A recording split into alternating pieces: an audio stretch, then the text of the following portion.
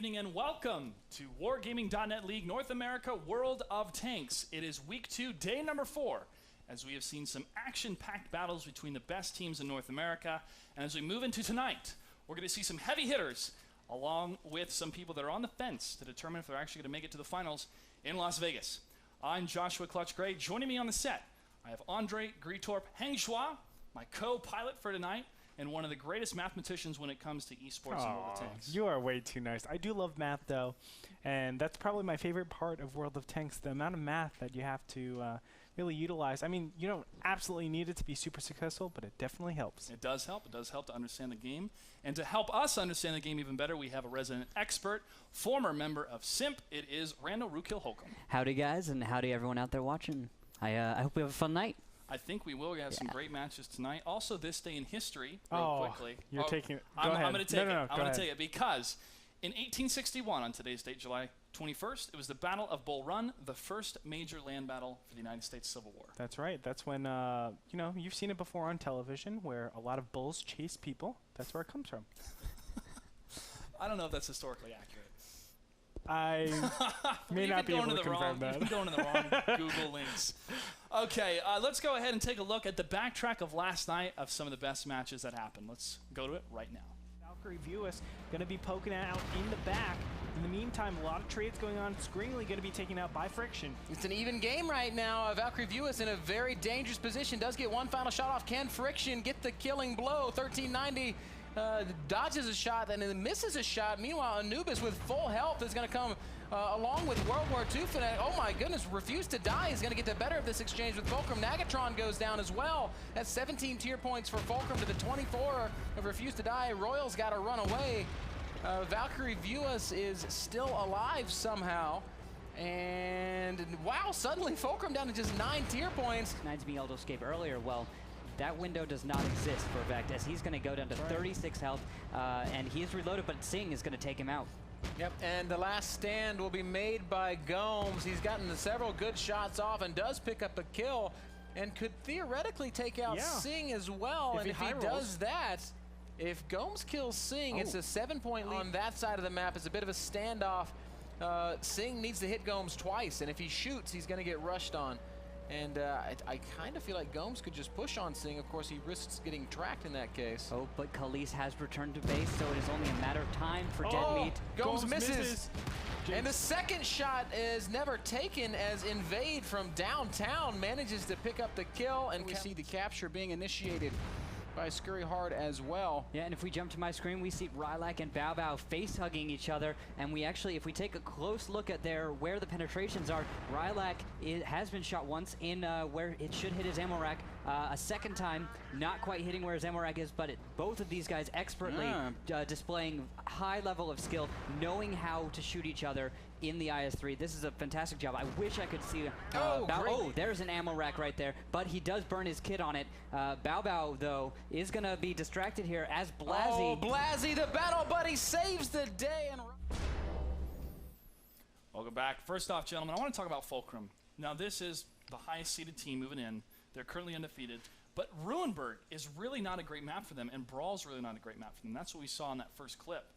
Is this the kryptonite for this team, or is it just nerves moving in? I think this neither. Neither. You say neither. Neither. They are the most experienced team moving into this They tournament. are the most experienced, and they did not care, in my opinion. They just did not care. They were basically going into it saying, we know we're a better team. We're just going to do a couple brawls here and there. They did moves that theoretically do not make a lot of sense unless you're very, very, I want to almost say cocky, right? You have to be cocky to go try to cap South Ruinberg. Like, you just do not do that. And of course you're going to be punished for that. Even, you know, it doesn't really matter what team you are. You're going to get punished for that. And what, who did they play? Refuse to Die. What Refuse to Die did was they were able to actually see what was going on very, very fast. They identified what they were doing, and they moved accordingly. But when it comes down to it, you have, you know, 2-3 more lanes of fire on I'm blanking now. You have Ruinberg? 2 or 3 more lanes of fire on Ruinberg than your opponents. You're always going to have that advantage. Well, also, seeing the pattern of Fulcrum Gaming, when they do go down a map, which is rare, but it has happened a number of matches, they'll either choose airfield or mines. And I feel these are the two maps that they feel the most comfortable on. Sure. And the type of engagements that we've seen on airfield from this team, they don't wait for the grinder. They don't wait for the grinder root kills you bring up. They just smash right through. Yeah. And it's theoretically correct against a lot of these teams that are playing super conventional, super passive. You try to develop your pieces on the board as fast as possible and take as much map control as possible. A lot of that positioning, a lot of that the lanes and of course the space, which is so freaking important. It's the same rule in chess. You want to get your units into the middle of the map as fast as possible. That way you can cover more squares in the map, and all of a sudden your opponents can't move nearly as much. Now we're going to see Wreak Havoc up against Simplistic tonight. They're going to be our second match. Briefly want to talk about them. They're up 3-1. Simplistic is down 1-3. Wreak Havoc had a big win yesterday against EC. EC is way behind right now. They have a higher ladder to climb, and we're going to see that a lot tonight with some of these teams and some of their records. Every match matters. Every battle matters right now. And as we move into the end of week number 2, we're starting to see the story develop of who's actually going to make it to Vegas. Yeah. You know, we'll get on EC in a little bit, but Wreak Havoc definitely showing some really nice conventional play. They've been changing it up here and there. Cannot fault them at all. They've been playing great. Simplistic, definitely one of those teams that, in my opinion, I'm a big favorite of them. Obviously, they came through the qualifiers, so I have a lot more games casted of them than most other teams. But unfortunately, you know, they're dogging it right now, and they need to catch up. They're in a must-win situation at this point because, hey, if you take another loss, you're 4 losses out of 7 battles or 7 matches. It's going to be very difficult to be top 8 overall. It's very true. Let's go ahead and take a look at the match list for tonight. We have MOPP4 versus Cunninghams, and we have Wreak Havoc versus Simplistic, Simple Tankers versus River of Blood, Simp versus Nerve, and Strike versus EC. Simp versus Nerve. Both these teams 4-0. This is the heavyweight division. This is the title fight for tonight. You know, Titans have to clash. We have 4 undefeated teams so far. It is, of course, Simp and Nerve, and we also have Scurry Hard and Fulcrum in the other division. But this is the battle of the Titans right now for this particular division. That's why it's really, really exciting. I'm looking forward to this. I want to say Simp is going to take it. I want to say that, but based on how Nerve has been playing, my God, it's going to be a tough, tall order for them. My money probably goes 55-45 in favor of Nerve, and I know Mac G is going to kill me for it, but it's okay. He's going to die really fast anyway. That's what he usually does to the T1 Cunningham, as we have seen. We see a pattern, Mac G, but he still fulfills that role. It's very, very important. All right, real quickly on the rule format, how it works, guys. 7x42, if you're unfamiliar with the world of esports and world of tanks. 7 people on the battlefield. 42 tier points is the max amount of tier points you can have on your team. 8 being the highest tier points for that tank. We have a lot of people in chat that like to ask those questions because they're learning more and more about esports and world of tanks. So go ahead and interact with people in chat because a lot of people are really ready and willing. Some of the pros are watching too to answer those type of questions. So it's different than the public games, but it is still a lot of fun to play the public games as well. And you'll actually learn a lot of good tactics to use with these different tanks, either in the games themselves or in the different segments that we air tonight. That's right. Anyway, we have the face-off ready for the first match. Let's go ahead and get into it, as it is MOPP4 versus Cunninghams. Of course, Conflict, our buddy over there, who's been, I want to say again, thank you for all your help throughout the beating of WGLNA. And of course, A. Martin from the Cunninghams, a very consistent performer, and also we get to see your beautiful face on camera yet again. Handsome. Handsome, both handsome. Well, again, gentlemen, thanks for joining us. My first questions are going to go to MOPP4. Conflict. You guys have a harder road right now. You're 1-3. I have been told that you're feeling very confident coming into this match, so you're confident as a team. Can you please relay that confidence and how you feel to everyone watching? I've always feel confident. That's just my personality. So I think we're feeling good. The guys on today seem to be really good, really confident. We have some negative voices that aren't on today. So probably making some changes here with the upcoming switcheroo coming up here today and tomorrow. So I think we'll do pretty good today. That's the hope anyway. Do you feel that you were prepared for these team changes? Because with any team in any league, you don't really know yourselves as a team until you're tested, really, in the refiner's fires we've seen in this league. Were you prepared to make those changes? Did you have backup plans? I mean, you have a roster of 10. Or was it a big surprise to you?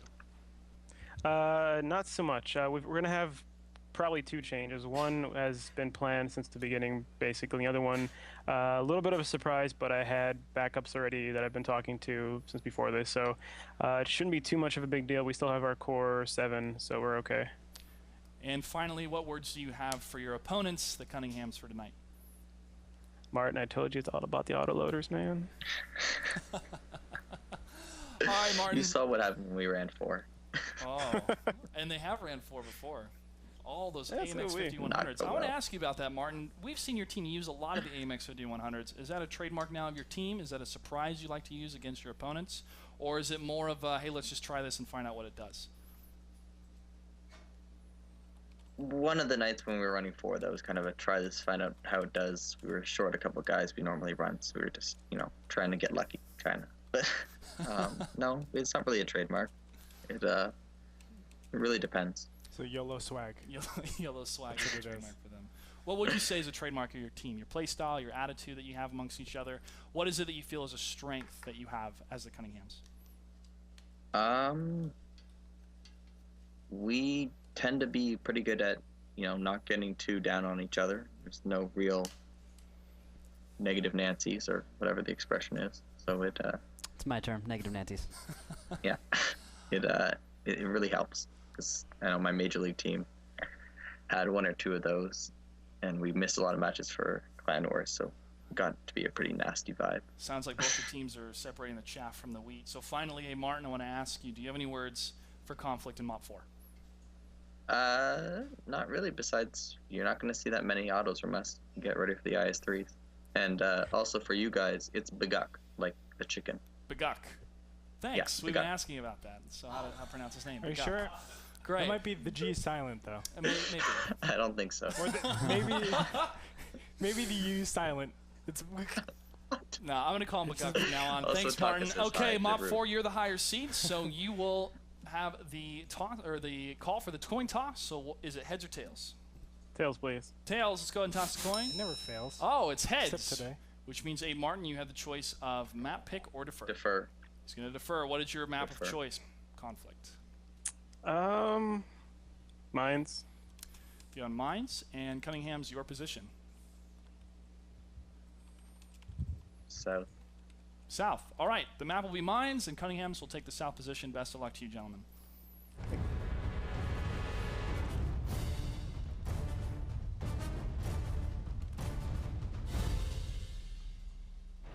Here we go, Greetorp. Go ahead and name off the tank selection we have for these two teams. All right, well, we got an AMX 5100, 2 T69s, and 2 AMX 1390s. Very mobile out for the Cunninghams.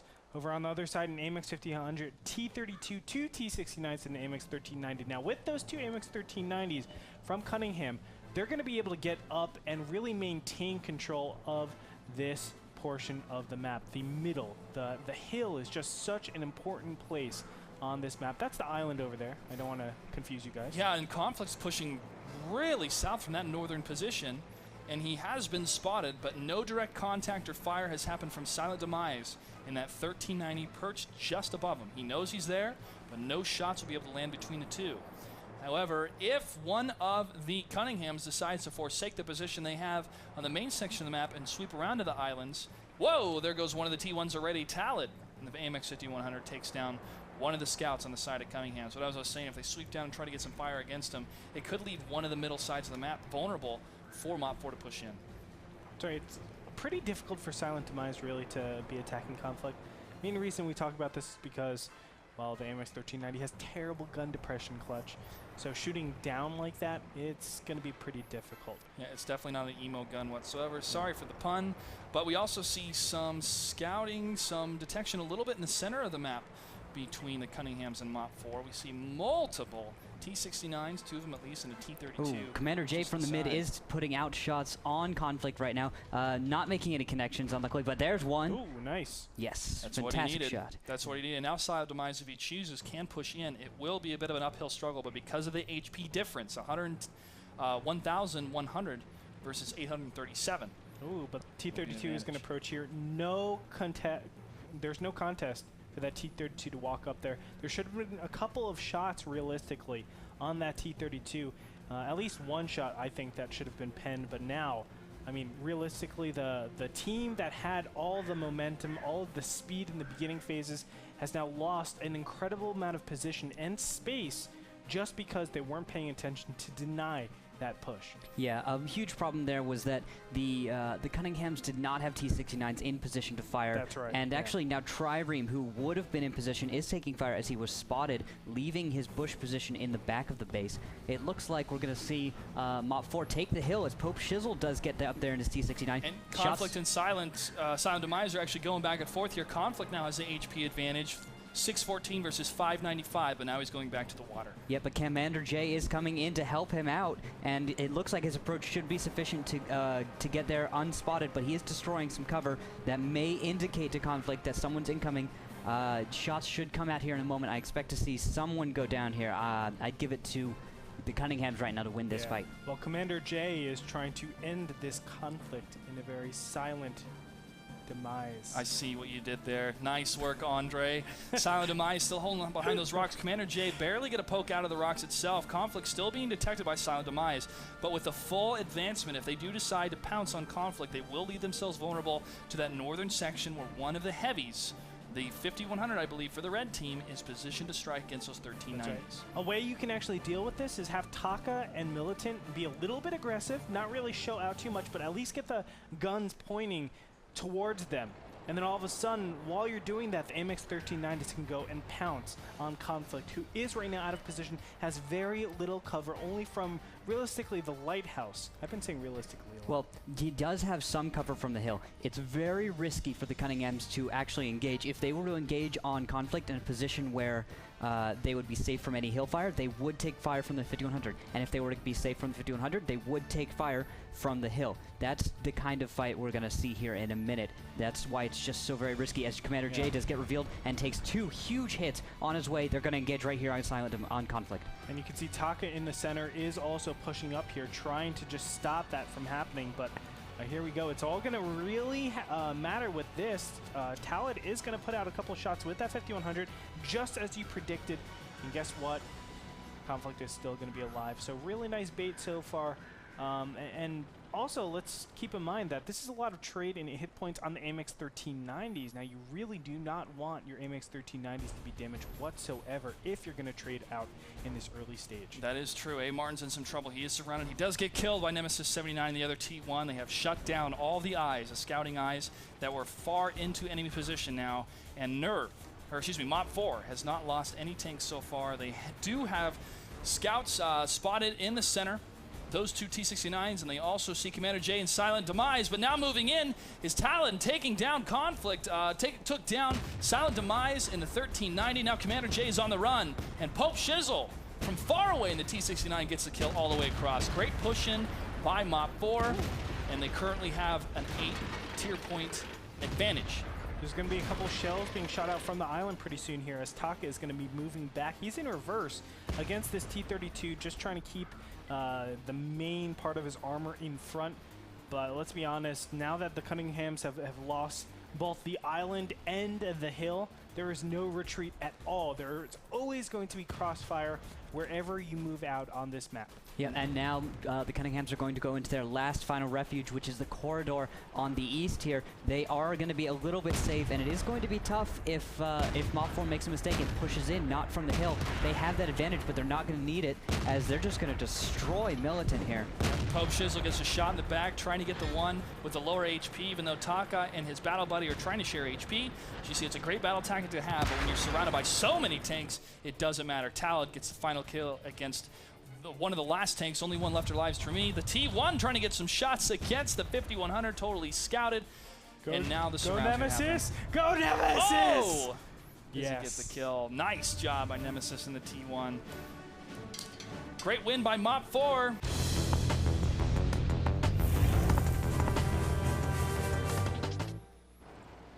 I do want to say that MOPP4 had a fantastic just line in the opening phases. They did. They had a really clear goal.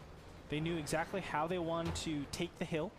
And I want to see if we can see that same level of, I guess, of execution and planning. Let's go ahead and talk about the tanks on the side of the Cunninghams. We have AMX 5100s, 2 IS-3s, as T-69 and 2 T1 Cunninghams. The side of MOPP4, favoring higher, one more autoloader here, the AMX 5100, 1 IS-3 and 1 T-69, along with 2 T1s. Kind of funny what A. Martin said, we're going to see less autoloaders here from Cunninghams, and so far that's what we've seen on this map on Ensk.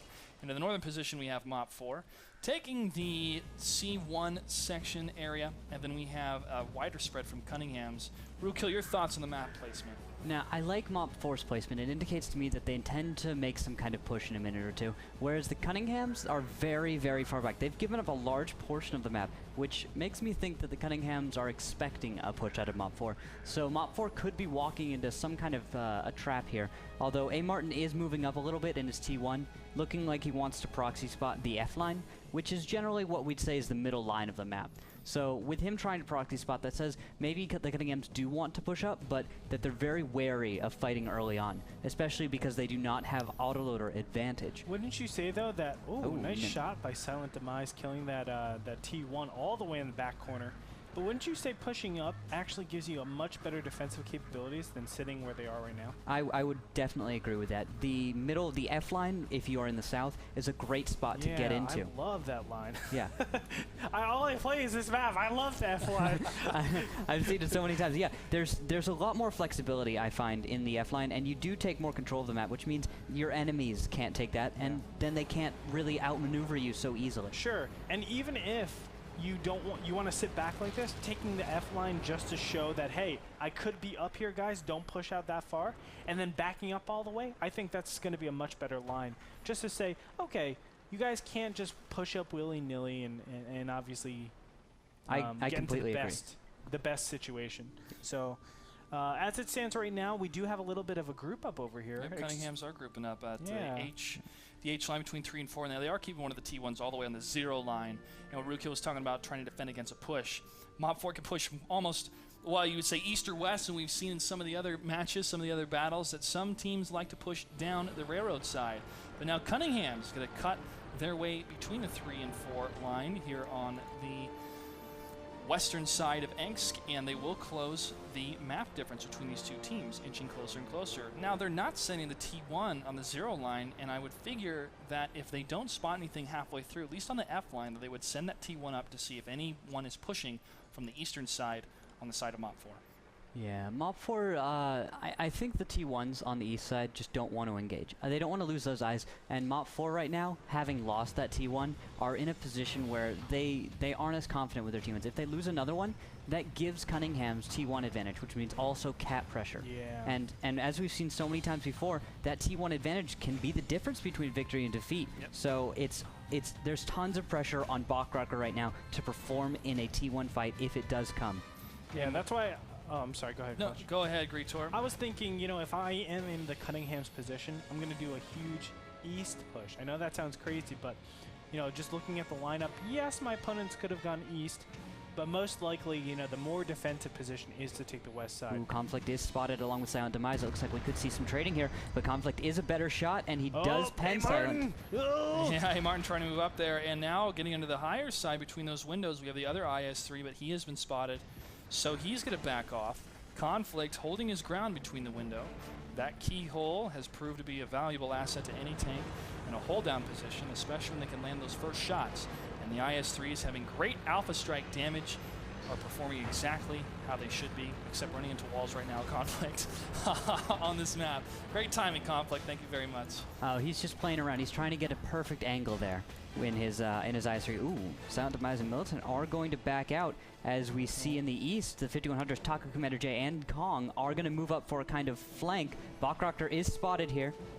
Okay, and they're not going to commit a shot to him. Oh, yes, they are. Going to take down the one Just T1. kidding, guys. That exposes Commander J to Conflict in the IS-3. But Taka is in a great position to stop that movement from Conflict trying to get around and flank Commander J. Now Commander J is in a great position to move in and get the side flank on Conflict. Conflict is pointing his turret, but misses. That's a big miss for Commander J in the AMX 5100. You have 100 HP that you can dish out in those 6 shots, but you need every shot to take down those IS-3s. Sometimes you can kill them in 5 shots, but you want all 6 and another miss from Commander J. Yeah, guys, but on the other side of the map, there is another fight happening. It's a 4-on-2. Militant versus Stagnate, Pope, Check, and Talid, and it looks like Silent Demise is going to pull out of this fight knowing that it's hopeless. Check Monster's taking a lot of damage, though. 235. Stagnate himself getting hit. Pope Shizzle lowering the HP of Silent Demise. Silent Demise now on the run, gets another hit against Pope Shizzle. 610 against 553. Turns the corner just in time for him not to get hit again. This is now 4v4 of the tier 8s, and I give this to the Cunninghams right now. They do have more health, and Pope Shizzle along with Stagnate are very, very low. Oh, Check Monster is about 230 something right now. Cunningham's putting up the flag pressure. This is what they need in this moment. Now MOPP4 going to counter that pressure by going to the flag cap of Cunninghams. They're going to draw a line in the sand on Ents, and they're going to say, come at me, bro, as they try to position themselves into that K line in some great hold-down positions if possible. But one of the 100s is going to commit to the flag to start that capture, and it's going to be one-on-one right now, which means that MOPP4 will be behind. They need to have 2 to 3. Oh, King Kong gets the kill, and Commander J gets the kill, mopping up the rest of MOPP4 with 2 Tier 8 tanks left alive here compared to the 4 of Cunningham's. Taka probably is going to take the way now with 1,400 HP. He can actually soak up a lot of damage in the initial phase. A little bit of, ooh, nice shot by Talad, but a little bit of reverse angling coming out from Talad. That's something you don't normally see every day with an AMX 5100. Of course, you can bounce shells, but it's rather difficult. Commander J launching those shots against Talad. All Cunninghams have to do is hold. They are ahead in tier points, and they have 33 seconds left to capture. Taka taking down Talad right after Talad took down Commander J. Pope Shizzle. 29 HP, he goes down. Silent Demise takes down Pope Shizzle, and that's going to be a victory for Cunninghams in battle number 2 on Engsk. We're going to take a quick break. Don't go anywhere. Battle number 3 after this.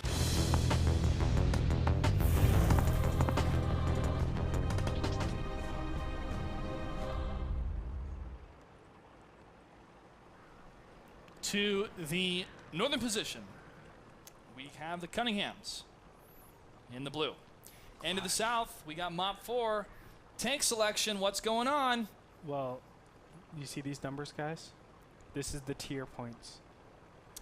There's blackness, darkness. Looks like somebody didn't read it up in time. They have 3 minutes to ready up. That's right.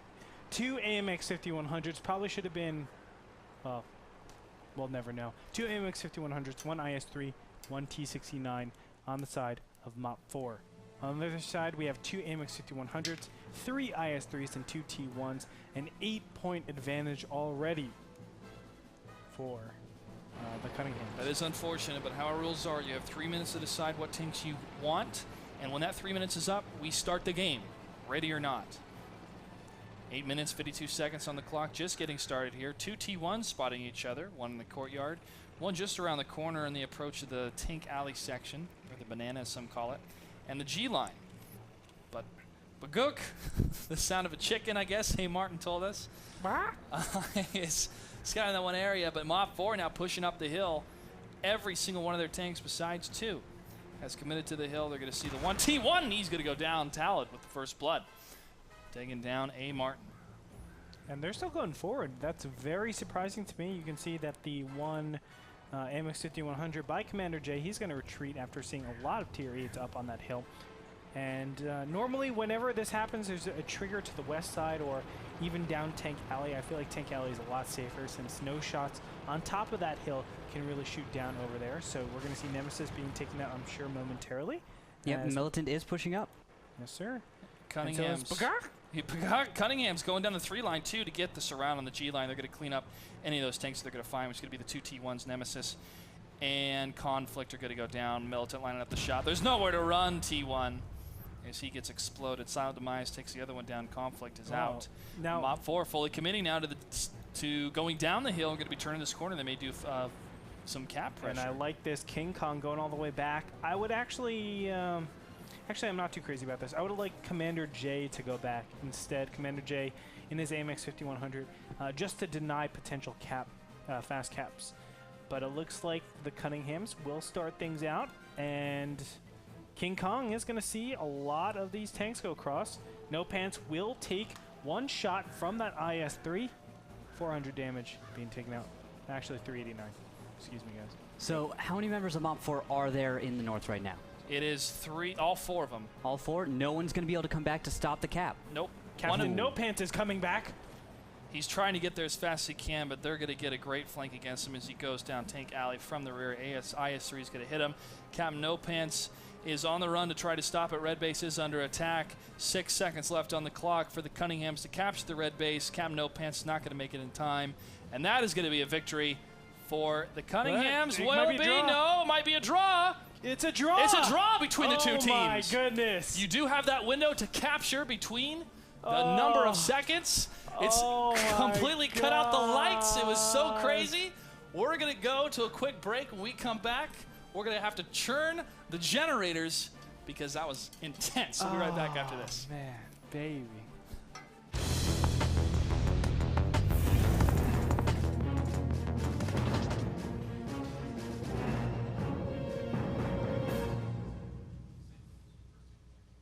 Welcome to Prokhorovka, the map that every time we say it, Soviet shakes his head. Kritor, what do we have for tank selection?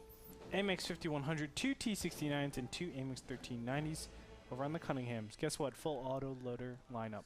2 T69s, 2 AMX 1390s, and my favorite of all-time tanks, not really, the WZ-132. It's actually one of the tanks that I look forward to doing more and more research on and playing myself is the WZ-132. History lesson for you history buffs, the first tank to be fully produced in China was the WZ-132. And we're seeing some pushing down to the south in the Cunninghams. Rookhill. They are not taking the west side whatsoever. They're all in the east. Yeah, this is a very cool east side strat here. They're going to send Commander J and Silent Demise off to the hill, and they'll get a great high ground position.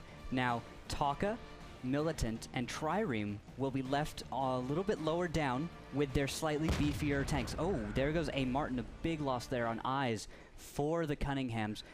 Commander J and Silent Demise are getting fantastic shots, though, on these exposed tanks, and they, Captain No Pants on the hill gets spotted here. And Talad taking some shots against Teremy, and he has taken 2 hits so far. A third hit, about 50 HP right now. And they might be pushing in to try to get the rest of the firepower up against that AMX 5100. He is currently tracked. He does repair his track, though, and does move. Slightly back behind a house here. On the hill here, Commander J is engaging No Pants, and Silent Demise should have a few shells left. I expect to see No Pants go down here in just a moment. One more hit. Trying to line it up, and he goes down. Silent Demise gets the kill against the WZ-132. Cunninghams do have slight advantage at this point, but MOPP4 is currently brawling left and right, trying to get those hits against what's left of Cunninghams in the center. Jeremy focusing down. He does get the kill against Stagnate. However, Conflict takes down Taka, and they take down Jeremy. Militant 83, only one left alive in the center in his T69. He is clipping. So's Bachrocker. So's Conflict. But Militant does get shots up now, and Talad is taking hits as the 1390. Silent Demise and Commander on the hill do have shots now. Wow. Milton was able to get a critical fire onto Bachrocker. He shouldn't have died. He had over 1,000 hit points. And a T69 does on average like 950. So obviously getting a big, big win out of there. Able to take out a tank when realistically Milton shouldn't have been able to take out anybody in reduced DPM. He really held his ground, and under that type of pressure, Militant performing very well in the T69, especially with the reload is about 20 seconds. Around that mark. Silent Demise turning the corner. Talad getting hit from Militant. Militant, the VIP, the MVP right now for this battle. Conflict under serious attack, trying to circle through the houses here. He goes down. Militant again with a beautiful kill. 25-2. This is going to be a match victory for the Cunninghams as they find the rest of the T1s, even though they're trying to take down Silent Demise. But him and Commander J get the final kills, and the Cunninghams take it 2-1. On Prokhorovka. That was some great, great play on the T69s. And I have to say as well, that Militant 83 in that position, in that time, that was crucial. And for him to hold down that section was amazing. Well, there were just not enough shots from their opponents, and that's what it comes down to. But he did get a little lucky on his rolls when obviously he was able to do more than 1,000 damage. Not only would you need high rolls, but you would also need that fire to go on too. So really, really nice for him.